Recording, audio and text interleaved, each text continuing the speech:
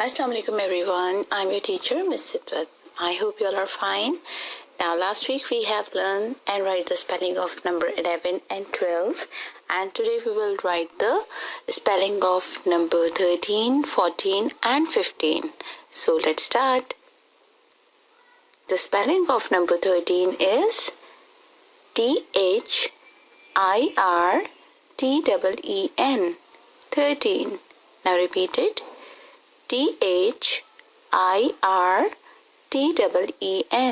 13. Now next spelling is number 14.